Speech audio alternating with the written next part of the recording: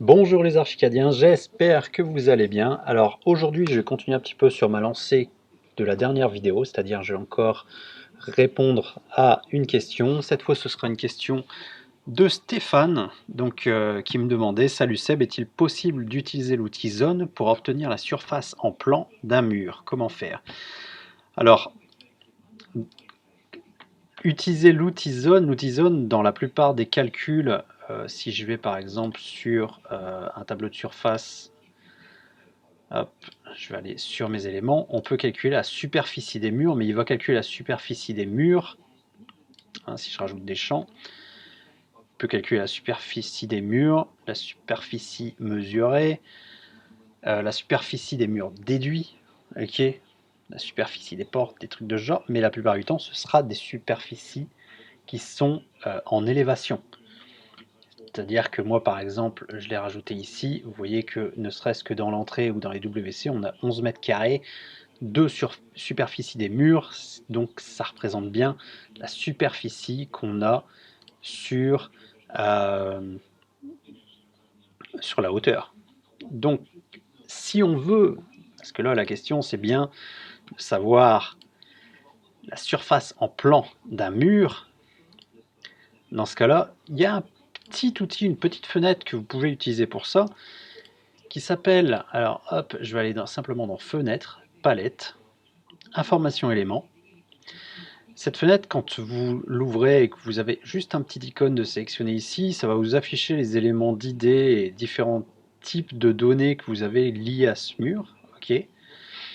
Si vous cliquez sur le deuxième, on va enlever le premier pour éviter de se charger. Vous allez avoir la longueur de notre mur, okay, sous différentes facettes, avec les épaisseurs de couches, etc. Donc là, on sait toutes les données. Alors, il y a la longueur latérale, la longueur de la ligne de référence, qui est la plupart du temps légèrement, enfin qui n'est pas forcément plus grande, ça dépend s'il y a un angle, etc.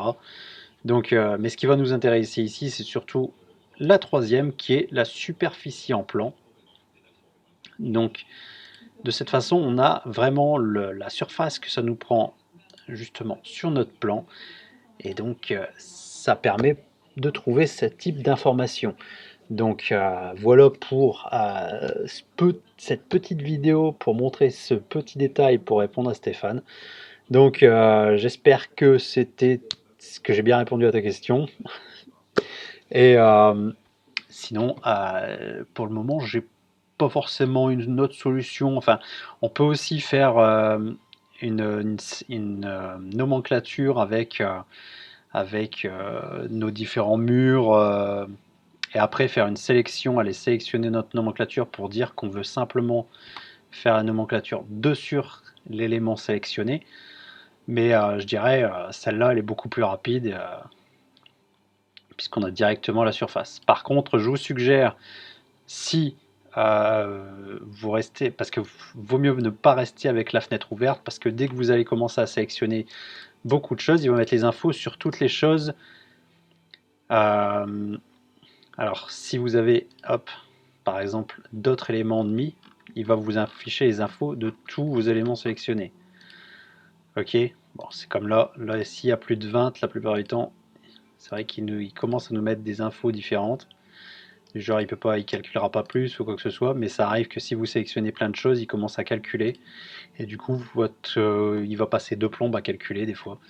Donc, voilà pour cette petite vidéo pour répondre à la question de Stéphane. J'espère que ça vous a plu. Si vous voulez avoir des petites astuces supplémentaires, etc., je vous suggère de vous inscrire au Club des Archicadiens. Le lien est dans la description. Sinon, sur ce, à la prochaine les Archicadiens.